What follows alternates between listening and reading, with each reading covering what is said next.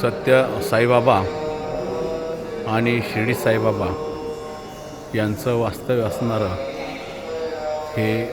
साई प्रेम sector 9मध्ये वसलेलं साई प्रेम आज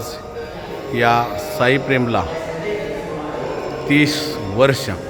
झालेले आहेत. 13 मे सन 1995 रोजी या ठिकाणी श्री सत्य साईबाबा यांनी या वास्तूचा लोकार्पण करून समस्त मानव कल्याणाकरिताच या साईप्रेमची निर्मिती झाली आणि तेव्हापासून आज तागायत या ठिकाणी अध्यात्म आणि सामाजिक कार्य अतिशय जोमाने